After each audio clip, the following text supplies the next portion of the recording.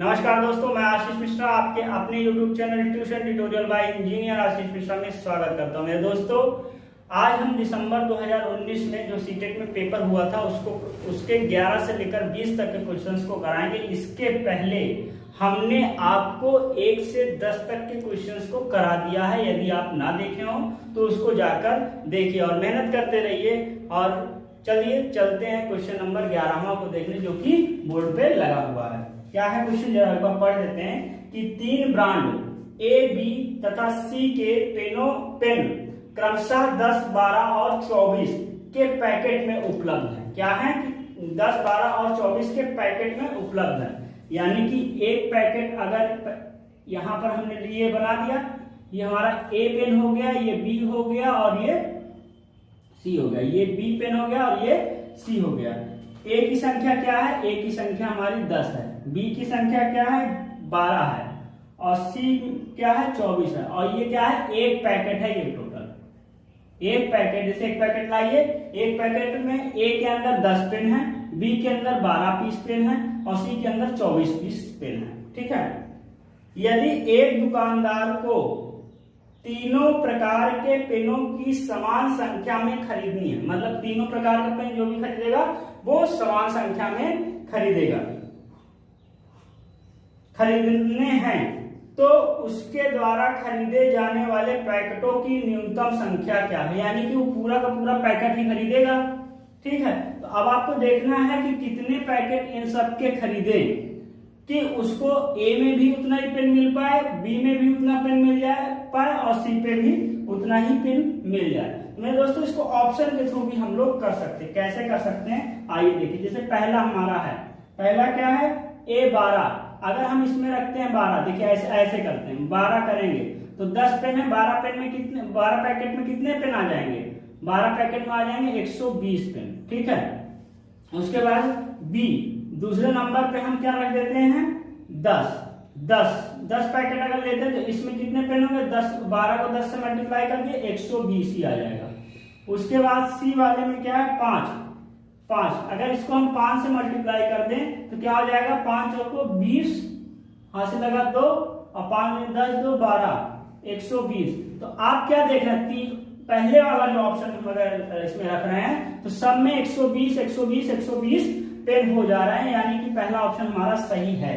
लेकिन अगर चेक कर लें कि आप देखिए दूसरे वाले में, देख लीजिए दूसरे वाले में क्या है? दूसरे वाले में 10 पेन है। अगर 10 पेन इसमें आता तो 100 हो जाता है। ठीक है।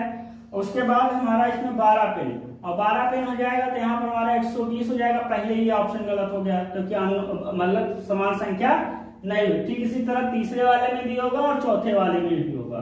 तो इसमें कौन सा सही है? क्वेश्चन नंबर पहला इसका सही है। चलिए ठीक है, अब हम लोग और आगे चलते, क्वेश्चन नंबर 12 को देखते हैं। 12 को देखते हैं, जो कि स्क्रीन पर लगा हुआ है।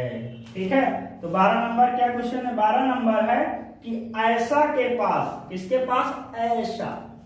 आयशा के पास केवल 5 रुपए और 10 रुपए के सिक्के हैं। 5 रुपए के सिक्के और 10 रुपए के सिक्के हैं। यदि उसके पास सिक्कों की कुल संख्या 25 और रुपए 160 का धन है, तो उसके पास 5 रुपए और 10 रुपए के सिक्कों की संख्या है। मतलब ऐसा जी है, उसके पास कितने? 5 रुपए के सिक्के हैं। ठीक है। और 10 रुपए। इसको भी आप ऑप्शन ही देख के कर लीजिए और उसके बाद जनरल मेथड बताए। पहले देखिए ऑप्शन जल्दी कैसे करेंगे। अब क्या है कि 5 रुपए के सिक्के हैं और 10 रुपए के सिक्के हैं। यदि उनके पास सिक्कों की कुल संख्या 25 है, यानी 5 और 10 मिला लिया जाए, मतलब जितने सिक्के हैं इनके पास वो उनकी संख्या 25 है। अब उसमें 5 कितना 10 कितना ये हमें नहीं पता। उसके बाद क्या है? कुल धन 160 है, मतलब ये दोनों में जो सिक्के हैं इनको उनके जेब में, उसके आयशा के जेब में कितना है? 160 रुपए है। तो उसके पास 5 और 10 रुपए के कितने सिक्के होंगे? चलिए ऑप्शन देखते हैं। जैसे पहला ऑप्शन हमारा है 20 और 5, तो अगर हम 5 रुपए के 20 सिक्के इसके पास, आयशा के पास है, तो कितना रुपये हो जाएगा?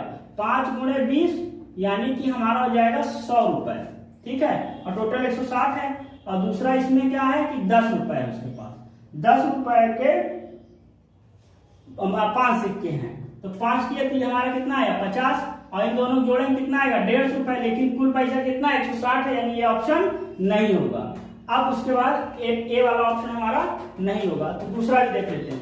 दूसरे वाले पहला ऑप्शन में है, दूसरा ऑप्शन क्या है कि 18 और 7 है, तो 5 रुपए का 18, तो 5 गुणे 18 कितना आया 18 पंचे 90 प्लस 10 रुपए कितने सिक्के हैं 7 सिक्के हैं, तो 7 गुणे 10 या 10 गुणे 7, 10 गुणे 7 प्लस 70 कितना आया 160। ये हो सकता है, क्योंकि हो सकता है यही है ही है, क्योंकि 160 रुपए है। देखिए जोड़िए 160 रुपए हो गया। तीसरा आप चेक कर लीजिए, तीसरा हमारा क्या है 10 और 15 सिक्के हैं, तो 5 रुपए के 10 सिक्के हो जाएंगे, टोटल हो जाएगा हमारा 50 रुपए। और कितना है 15 रुपए के, और 15 सिक्के हैं 10 रुपए के, तो ये कितना हुआ 150। इसको आप ऐड करो कितना आ जाएगा 200 रुपए, और है इसके पास 160 रुपए। चौथा हमारा क्या है, चौथा हमारा है 15 और 10, ठीक है। तो 15 गुणे 5 गुणे 15, 15 पचे 75, 5 गुणे 15 यानी 75 रुपए 5 रुपए के सिक्के। और उसके बाद क्या है 10 सिक्के जो हैं वो 10 रुपए के, तो 100। इसको अगर ऐड करेंगे तो 175 रुपए हो जाएगा। तो आप देख रहे हो कि एक ही बार में हमारा क्या है ये वाला आंसर सही है। तो आप इसको ऑप्शन के थ्रू भी कर सकते हैं। उस तरह दूसरे तरीका जो है वो बहुत ही लेंथी प्रोसेस है, कहिए तो बता दें। अरे यार लो भैया बता दें। ऐसे इजी वे में तुरंत कर सकते हैं, तो हमने सारा किया, आप तुरंत करके आगे बढ़ सकते हैं, ठीक है। क्वेश्चन नंबर हमारा 12, मतलब ये यक्स 5 रुपए का जो हमारा है क्या है 5 रुपए का जो हमारा है वो हम मान लेते हैं यक्स सिक्का है, और 10 रुपए के जो हमारे हैं वो हमारे वाई सिक्के हैं। तो यक्स प्लस वाई बराबर हमारा कितना है, यक्स प्लस वाई बराबर हमारे 25 सिक्के। कितने हैं 25 सिक्के, क्वेश्चन नंबर फर्स्ट है। दूसरा हमारा क्या है कि उनके पास अगर यक्स सिक्के हैं 5 रुपए के, तो रुपया कितना हो जाएगा उसके पास 5 यक्स, और वाई रुपए कितना हो जाएगा 10 वाई। ये हमारा कितना है 160 रुपए। ये क्वेश्चन नंबर 2 हो गया। इसको हमने किया, ये हमारा हो गया। अब इसमें क्या करेंगे 5 से मल्टीप्लाई कर देंगे, 5x प्लस 5y बराबर हमारा 25 पंचे 125। इक्वेशन नंबर 3 हो गया। इसको माइनस किया, ये कट गया, ये हमारा आ गया 5y, और यहाँ पर हमारा आ जाएगा 5, और उसके बाद 5 में से 2 गया 3, 35 हो गया। तो y बराबर हो जाएगा 35, 7 से 35, y की वैल्यू हमारी आ गई 7। कितनी आ गई 7। अब इसकी यहाँ पुट कर दो तो x की वैल्यू आ जाएगी हमारी 25 में से 7 गया, कितना बचेगा 5 इधर गया 2 इधर गया 18। तो 18 और 7 वाला ऑप्शन यानी इक्वेशन नंबर 2 है। तो हमने दोनों तरीके से कर दिया, आपको जो समझ में आ रहा वो करिए। अब क्वेश्चन नंबर 3 बोर्ड पे लगा हुआ है, देख लीजिए क्या है। तीसरा क्वेश्चन है कि निम्नलिखित में से कौन सा कथन सही नहीं है। अब सुनिएगा, सही नहीं है, ध्यान सुनिएगा। पहला क्या कह रहा है, एक अंक वाली केवल 4 अभाज्य संख्याएं हैं। एक अंक वाली कितनी अभाज्य संख्या 4। देख लेते हैं अभाज्य संख्या क्या होते हैं, जिसके केवल 2 गुणनखंड होते हैं वही अभाज्य संख्या होता है। ये चीज हमने अपने वीडियो में बताया हुआ है, जहां पर हमने थ्योरी की क्लास कराई यूपी टेट, सी टेट और सुपर टेट वाले वीडियो फोल्डर में। तो 1 2 3 4 5 6 7 8 9 और एक 0, ये दोनों हमारे अभाज्य होते हैं नहीं होते हैं। तो इसमें से कह रहा है एक अंक वाली केवल 4 अभाज्य संख्याएं हैं। तो अभाज्य संख्या इसमें से कौन कौन सी हैं पता है, नहीं पता, चलिए बताते हैं। 1 2 है, एक 3 है, 5 है, 6 नहीं है, 7 है, बाकी सब भाज्य संख्या है। तो केवल 4 संख्या यानी पहला वाला हमारा सही है, 1 2 3 4 केवल 4 ही है। तो पहला ये वाला सही है। इसमें कह रहा है कौन सा कथन सही नहीं है ये बताना है आपको। सभी अभाज्य संख्याएं विषम संख्याएं हैं। तो देखिए ये एक सम संख्या हो गई, यानी ये वाला हमारा गलत है। सभी अभाज्य संख्या विषम संख्या होती है। आपके सामने देखिए 2 हमारा एक सम संख्या है और वो अभाज्य संख्या होती है। ये स्टेटमेंट हमारा गलत हो गया। अभाज्य संख्याएं अपरिमित रूप से अनेक हैं यानी इंफिनिटी है। तो ये बात हमारी क्या है, सही है, क्योंकि यहाँ तक तो आई है। इसके बाद कितनी है अभाज्य संख्या हमें खुद भी नहीं पता, अनंत तक जाओगे तो अनंत तक अभाज्य संख्या हमको मिलेगी। ये थर्ड स्टेटमेंट भी हमारा सही है। उसका चौथा क्या, अभाज्य संख्याओं के केवल 2 गुणनखंड होते हैं। तो ये बात हमने आपको बताई है कि 2 ही गुणनखंड होते हैं। तो इसका मतलब इसका जो ऑप्शन नंबर 2 है वही सही है, क्योंकि वही गलत है केवल, तो वही हमारा सही है। अब हम लोग क्वेश्चन नंबर 14 देखते हैं। क्या देखते हैं, 14 स्क्रीन पे स्क्रीन पे क्या हुआ, स्क्रीन पर हमारा लगा हुआ है, नहीं लगा क्या, लग जाएगा, लेकिन लग गया।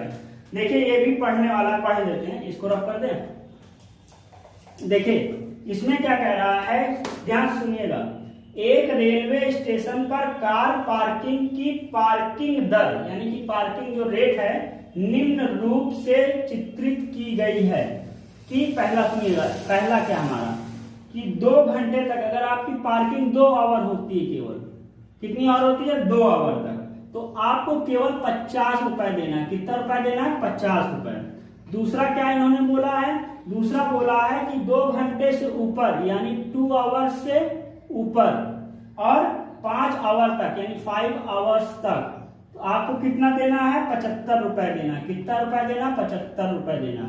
तीसरी बात इन्होंने क्या कही कि 5 घंटे के पश्चात यानी after 5 year, after 5 hours, sorry 5 year नहीं, 5 आवर्स, 8 घंटे तक, मतलब 5 घंटे के पश्चात और 8 घंटे तक, मतलब 75 देना है, देना है। उसके बाद आपको 10 रुपए अतिरिक्त देना है। अतिरिक्त कितना देना है, अतिरिक्त हमको देना है 10 रुपए, ठीक है। चौथी बात इन्होंने क्या कही है कि 8 घंटे से ऊपर यानी 8 घंटे से ऊपर हो जाए और 12 घंटे तक यानी 8 आवर्स से 12 आवर्स तक आपको अगर गाड़ी रहती है तो आपको 150 रुपया देना है। कितना रुपया देना है, 150 रुपए, ठीक है। उसके बाद पांचवी बात ये क्या कहते हैं कि 12 घंटे से ऊपर यानी 12 आवर्स से ऊपर और 24 घंटे तक यानी 24 आवर्स तक आपको 250 रुपए देना है। कितना देना है, 250 रुपए, 250 रुपीज आपको पे करना है। तो राजीव ने, अब सुनिएगा, राजीव ने अपनी कार को सुबह 7 AM पे, कब, 7 AM पे, सुबह 7 बजे AM पर पार्क किया यानी पार्क कर दिया और उसी दिन ही लेने गया, उसी दिन लेने गया। और कै बजे का लेने गया, 4:30 बजे, 4:30 PM पे उसको लेने गया। लेने 4:30 PM पर आया, लेने आया, मतलब उसे कितना रुपए देना पड़ेगा। तो देखिए 7 AM से 4:30 AM तक कितने घंटे हो गए, ये आपको पहले कैलकुलेट करना है। तो 8, 9, 10, 11, 12, 13, 1, 2, 3, 4 यानी कि 9 घंटे तो हो ही गए। 9 घंटे और आधा घंटा हो यानी 9 घंटे 30 मिनट हुआ, 9.5 घंटे। तो इसमें से कौन सा वाला फॉलो कर रहा है, ये वाला फॉलो कर रहा है कि 8 से 12 के बीच में 9.5 घंटे होंगे, यानी उसे 150 रुपए देना पड़ेगा। कितना देना पड़ेगा, 150 रुपए, जो कि ऑप्शन नंबर 3 सही है। अब हम लोग क्वेश्चन नंबर, समझ में आया, अब हम लोग क्वेश्चन नंबर 15 को देखने जा रहे हैं। किसको देखने जा रहे हैं, 15 को। देखेंगे, नहीं देखेंगे, देखेंगे ना, चलिए। तो 15 नंबर आपके स्क्रीन पर लगा हुआ है। तो देखिए क्या है, निम्नलिखित में से किसमें लंबाई को घटते क्रम में व्यवस्थित किया गया है, यानी कौन से में लंबाई को घटते क्रम में व्यवस्थित किया गया है, ठीक है, डिक्रीजिंग ऑर्डर में। तो सबसे पहले एक चीज इसमें ध्यान दे लीजिए, पहले सीख लीजिए फिर इसको कराते हैं, क्योंकि ये चीज बहुत ही इंपॉर्टेंट है, तभी आप कर पाएंगे, क्योंकि इस तरह के एक ना एक क्वेश्चन हर सीटेट एग्जाम में आता है। तो इसके लिए कॉन्सेप्ट आपको जरूरी है, तो हम सोच रहे बता ही दें। आप सुनिएगा, मिली सेंटी, क्या बोलिएगा, बोलिए साथ में, milli centi decimetre deca hecto kilometre, ठीक है। Milli centi decimetre deca hecto kilometre, यहां पर आप ग्राम भी कर सकते हैं। आप यहाँ पर लीटर भी कर सकते हैं, ठीक है। तो milli centi deci litre deca hecto kilo litre, milli centi deci gram deca hecto kilogram, तो कुछ भी आप कर सकते हैं, ठीक है। अब ध्यान दीजिएगा कि नीचे आएंगे तो 10 से गुणा करेंगे, क्या करेंगे, नीचे आएंगे तो 10 से गुणा करेंगे, ऊपर जाएंगे तो 10 से भाग करेंगे, क्या करेंगे, भाग करेंगे। नीचे आएंगे तो 10 से गुणा करेंगे, ऊपर जाएंगे तो 10 से भाग देंगे, ठीक है। तो milli centi deci gram deca hecto kilogram, नीचे आएंगे तो 10 से मल्टीप्लाई करेंगे, ऊपर जाएंगे तो 10 से डिवाइड करेंगे, ठीक है दोस्तों। अब 1 किलोग्राम को हमको मान लो डेका बनाना है, तो कई स्टेप आए, 2 स्टेप आए। तो 2 स्टेप पे क्या होगा, यहाँ पर 100 डेका ग्राम हो जाएगा, कितना हो जाएगा, डेका ग्राम। और जहां अगर ऐसे लिखा होगा तो आप समझिएगा डेका ग्राम, इसमें डीएम लिखा है, डीएम लिखा है हमारे क्वेश्चन में जो लिखा है वो डीएम, डीएम का मतलब होता है हमारा डेसीमीटर, क्या होता है, डेसीमीटर, ठीक है। तो ये डेसीमीटर। अब हम इस क्वेश्चन को करते हैं। देखिए इस चीज को हम इधर साइड में रफ करके लिख देते हैं क्योंकि आपको क्वेश्चंस नहीं दिखेंगे, ठीक है। उसके बाद अच्छा देख ही लेते हैं, यहां पर जो है सबको मीटर में कन्वर्ट कर लो, ठीक। तो हमारा जो मेनली यहां पर हमारे पास है, चलिए ऑप्शन नंबर 1 से, ऑप्शन से ही करते हैं। तो इस चीज को हम देख लिया, हम इसको थोड़ा साइड में करके तब आपको करते हैं जिससे आपको याद रहे। यहां पर हम लिख देते हैं milli centi decimetre deca hecto kilometre, नीचे आएंगे तो 10 से मल्टीप्लाई, ऊपर जाएंगे तो 10 से डिवाइड, ठीक है। अब आते हैं हम अपने क्वेश्चन पे, ठीक है। पहला ऑप्शन में क्या है कि 8500 मिलीमीटर, तो इसको जब मीटर में कन्वर्ट करिए 8500 मिलीमीटर है। अब मिलीमीटर यहां पर है, आपको कहां जाना है, आपको जाना है मीटर में। तो मिली सेंटी डेसीमीटर कितने ऊपर गए, 1 2 3 गए हैं। तो अब हम क्या करेंगे, यहां पर 1 लगा के 3 जीरो नीचे लगा देंगे, यानी 3 से डिवाइड कर देंगे तो इतना हमारा मीटर आ जाएगा। क्या नीचे जाएंगे तो क्या होगा, ऊपर जाएंगे तो क्या होगा, डिवाइड। आप ऊपर जा रहे हैं तो डिवाइड करेंगे, तो 1 0 बेसिक से बता रहे हैं, एक बार सीख लीजिए क्योंकि ये आएगा, इसलिए हम आपको समझा रहे हैं। काफी लोगों को हो सकता है कॉन्सेप्ट ना क्लियर हो। तो 8.5 मीटर हमारा हो गया। उसके बाद कहा 80 डेसीमीटर, दूसरा क्या कहा 80 डीएम और 8 सेंटीमीटर, ठीक है। तो डीएम क्या है, डीएम को हमने बताया डीएएम होगा तो वो डेका हो जाएगा, डीएम है तो डेसी है, तो डेसी से हमको मीटर में जाना है यानी 1 ऊपर जाना है। तो 80/10 इतना मीटर ये हो गया, प्लस 8 सेंटीमीटर। तो यहां से हम 2 स्टेप गए, तो 2 स्टेप गए तो 100 से हमको कर देंगे, तो हमारा कितना हो जाएगा, यहाँ पर हमारा हो जाएगा 8.08 मीटर। ये दूसरा वाला हमारा आ गया। अब उसके बाद हमारा तीसरा क्या है, तीसरा हमारा है 800 सेंटीमीटर। क्या है, 800 सेंटीमीटर और 8 मिलीमीटर। तो 800 सेंटीमीटर मतलब क्या, 800 डिवाइडेड बाई 100 मीटर, सेंटी है 1 2 ऊपर गए तो हमारा 100 से डिवाइड किए, प्लस 8 अपॉन मिलीमीटर से हमको सेंटीमीटर 1 2 3 यानी 1000 से हम इसको करेंगे, तो ये हमारा क्या हो जाएगा, मीटर हो जाएगा। क्या हो जाएगा, मीटर हो जाएगा। तो यहां से ये हमारा कट गया और ये हमारा आया 8.008 मीटर, ठीक है। अब उसके बाद जो चौथा हमारा 8 मीटर है, ये तो मीटर में इसको कन्वर्ट ही नहीं करना, तो आप देख सकते हैं आपको क्या करना, घटते क्रम में लिखना। घटते क्रम में हमारे जो सबसे छोटा है उसको सबसे पहले, सॉरी जो सबसे बड़ा है उसको सबसे पहले, फिर उससे छोटा, फिर उससे छोटा और फिर उससे छोटा।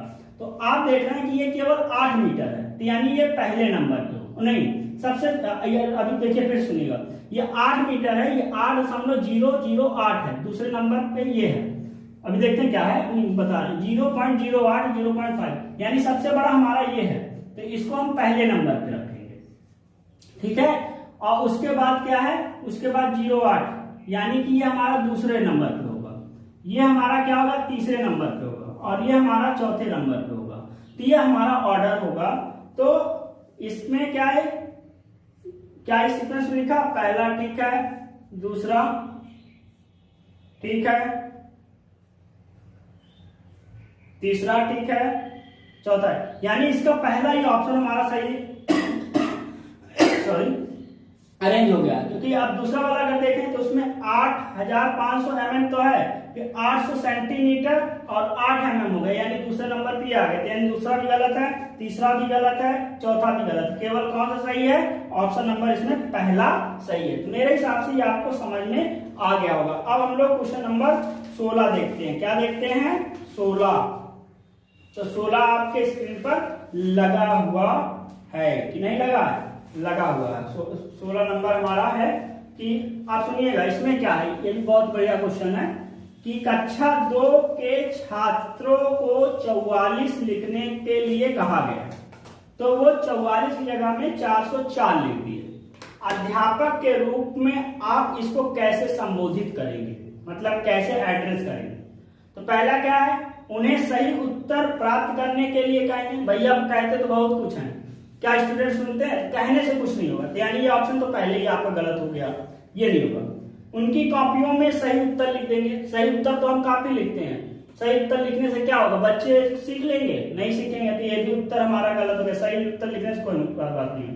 अब उसके बाद तीसरा है, उन्हें मूर्त पदार्थों से विनिमय नियम समझाएंगे। Explain principle of exchange using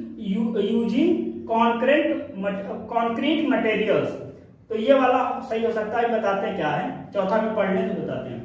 उनको उस समूह में रखेंगे जिसने सही लिखा। भाई अगर उस समूह में रखेंगे उससे बच्चे से क्या प्रॉफिट होगा, वो लोग सीखेंगे कि नहीं सीखेंगे, ये भी हमारा ऑप्शन गलत है। यानी ऑप्शन नंबर इसमें तीसरा ही सही है। मूर्त अवस्था से मतलब कि उनको एग्जाम्पल दे देकर कि भैया ये देखो ये इतना 44 है, ये है, और उनको स्थानीय मान के बारे में बताएंगे कि स्थानीय मान क्या होता है, क्योंकि यहाँ पर स्थानीय मान का ही उन्होंने गलती की है। ये सारी बातें एक्सप्लेन करेंगे। तो इसमें हमारा ऑप्शन नंबर इसका कौन सा सही है, ऑप्शन नंबर इसका हमारा तीसरा सही है। अब हम लोग क्वेश्चन नंबर 17 देखते हैं। क्या देखते हैं, 17 आपके स्क्रीन पर लगा हुआ है। क्या है, लगा हुआ है। क्या है ये, सूत्र का प्रयोग किए बिना अध्यापक निम्नलिखित में से किन साधनों ऑब्लिक शिक्षा अधिगम सामग्री का प्रयोग यह दर्शाने के लिए कर सकता है कि विभिन्न आयामों वाली दो आयतों का क्षेत्रफल समान हो अथवा है, समान हो सकता है। पहला पैमाना माने स्केल से कभी क्षेत्रफल का बात ही नहीं होगी, यानी ए ऑप्शन हमारा यहाँ ए वाला जो है वो गलत है। अब उसके बाद बी क्या है, ग्राफ पेपर। हाँ बी ग्राफ पेपर जो होता है उसके द्वारा क्षेत्रफल को दिखा के उसकी तुलनात्मक व्यवहार को आप मतलब बता सकते हो, यानी बी हमारा इसमें सही है। तीसरा क्या, धागा से क्या मतलब, धागा अगर क्षेत्रफल का कोई मतलब नहीं होता, तो धागा से हम क्षेत्रफल नहीं निकाल सकते हैं। और डी हमारा है टाइल्स। हाँ टाइल्स भी से भी हम कर सकते हैं। तो इसमें कौन सा ऑप्शन सही होगा, यानी इसमें बी और डी हमारा सही है। तो इसमें पहला हमारा ए और डी है यानी गलत, बी है, दूसरा हमारा केवल बी है यानी गलत, तीसरा हमारा बी और डी है यानी ये तीसरा वाला ऑप्शन इसका सही है, चौथा हमारा सही है, तो उससे कोई मतलब, तो इसका हमारा तीसरा नंबर क्वेश्चन सही है। अब हम लोग क्वेश्चन नंबर 18 देखते हैं। 18 क्या है, एनसीएफ 2005 के अनुसार निम्नलिखित में से कौन से विषय प्राथमिक विद्यालय में गणित पाठ्यक्रम का भाग नहीं है। ठीक है, तो एनसीएफ 2012 में पहला हमारा अनुपात है। तो अनुपात जो हमारा होता है, जो रेशियो होता है, वो कक्षा 1 से 5 तक के लिए नहीं होता। रेशियो जो पढ़ाया जाता है वो कक्षा 6 से लेकर 8 तक के बच्चों के लिए है। ठीक है, यानी 5 वाले में नहीं, यानी यही ऑप्शन होगा, क्योंकि इसमें क्या कहा है, भाग नहीं लेता, यही है। लेकिन इसके अलावा जो 3 ऑप्शन है उसको भी हम बता देते हैं। अब बात आती है चौपड़ देखिए आपके स्क्रीन पे लगा हुआ है चौपड़, इसको बोलते हैं चौपड़। इसके द्वारा जो रंगने वाला काम कर रहा है ये सब चीजें, तो इसके द्वारा हम बच्चों को समझा सकते हैं गणित। उसके बाद मिति यानी सिमेट्री के द्वारा भी हम बच्चों को सिखाते हैं गणित। जैसे ये है तो इसमें ऐसे भाग दे दिए, मतलब इसको डिवाइड कर दिए 2 बराबर भागों में, तो इस तरह भी हम गणित को चीजों को कक्षा 1 से 5 तक को पढ़ाते हैं। ठीक है, उसके बाद जो चौथा है प्रतिरूपता। तो प्रतिरूपता का मतलब क्या होता है? पैटर्न। तो जब हम कक्षा 1 से 5 तक होते हैं तो जैसे हम उसको बता दिए कि देखो भैया ये हमारे पास एक बाबू है, ठीक है, दूसरा बाबू कौन है? अरे वो वाले बाबू की बात नहीं कर रहे हैं, तुम्हारे बाबू की बात नहीं कर रहे हैं, यहाँ पर हम वो छोटा वाला बाबू गुड़िया की बात कर रहे हैं। नहीं तुम कहते हमारे बाबू ने खाना खाया, बाबू ने खाना भी नहीं खाया, ठीक है, आओ ठीक है। तो यहाँ पर तुम ये दूसरा बाबू आ गया, ठीक है, ठीक है। आप पूछा कितने हैं तो बच्चे गिन के बताएंगे 1 बाबू 2 बाबू, टोटल कितने बाबू? 2 बाबू। किसी के पास है? नहीं है। चलिए आइए हम उसके बाद हम टॉफी ले लेते हैं। टॉफी का चित्र ऐसे बना दिए और उससे पूछ ले कितना, कि इसको बोलते हैं पैटर्न। क्या बोलते हैं? पैटर्न। तो ये हमारा ये तीनों चीजें जो नीचे वाली हैं ये प्राथमिक विद्यालय 1 से 5 तक के बच्चों के लिए है, लेकिन जो रेशियो वाला है वो 6 से 8 तक के है एनसीएफ 2005 के अनुसार। इस वजह से इसका पहला ऑप्शन सही है। ठीक है, अब चलते हैं क्वेश्चन नंबर। तो क्वेश्चन क्या है? हिंदू अरबी गणना प्रणाली के लिए निम्नलिखित में से कौन सा सही नहीं है? Which of the following is not true of the Hindu Arabic system of numeration? यह गुणात्मक प्रकृति का है, बिल्कुल सही बात है, गुणात्मक प्रकृति का है। दूसरा क्या है? एक संख्या में अंक की स्थिति इसका मान बताती है, ये भी बिल्कुल सही बताती है। यह योगात्मक प्रकृति का, जोड़ नेचर, एडिटिव नेचर का भी है। उसके बाद कह रहा इसमें आधार 2 की प्रणाली का पालन किया जाता है, ये बात गलत है। ये 2 वाली जो आधार प्रणाली होती है वो बाइनरी सिस्टम में होती है। किसमें होती है? बाइनरी सिस्टम में होती है। इस वजह से ऊपर के तीनों बात हिंदू अरबी गणना प्रणाली के लिए सही है और ये जो चौथा वाला ऑप्शन है वो गलत है। तो इसका ऑप्शन नंबर 4 सही है। क्या है? 4 सही है। अब हम क्वेश्चन नंबर, आज का लास्ट क्वेश्चन आपके सामने लगा रहे हैं जो कि लग चुका है। देख लीजिए क्या है इसमें। क्या है कि निम्न में से गणित में उपलब्धि कम होने का कारण क्या हो सकता है? मतलब गणित में उपलब्धि कम होने का कारण, यानी which of the following could be contributing factor to under achievement in mathematics? क्या हो सकता है? व्यक्ति का स्वाभाविक क्षमता, जिससे कोई मतलब नहीं, स्वाभाविक क्षमता से क्या मतलब है? उससे हमारा कमी होने का कोई मतलब। लिंग, अब वो मेल है या फीमेल है इससे कोई मतलब नहीं होता है, और हमारा एनसीएफ 2005 के लिंग से कोई मतलब नहीं रखता है, तो उससे कम होने का कोई कारण नहीं हो सकता। तीसरा क्या है? सामाजिक सांस्कृतिक पृष्ठभूमि, सामाजिक से क्या मतलब? उससे कोई मतलब नहीं है। और चौथा क्या है? गणित का स्वरूप। हाँ, गणित के स्वरूप से हो सकता है। क्यों? क्योंकि देखिए क्या होता है कि जैसे ये चीज है तो कहीं इसका हम बार यूज करते हैं, कहीं डैश यूज कर लिए, तो उससे क्या होता है बच्चों को क्या होता है थोड़ी सी कंफ्यूजन क्रिएट होती है कि एक जगह बार एक जगह डैश।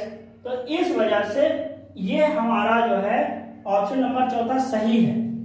यही इसी वजह से जो गणित में है वो रुचि कम हो जाती है, ठीक है, उपलब्धि कम हो जाती है। तो इसमें क्वेश्चन नंबर वो ऑप्शन नंबर 4 जो है इसका भी सही है। ठीक है मेरे दोस्तों, तो ये रहा 11 से 20 तक के क्वेश्चन सीटेट 2019 का।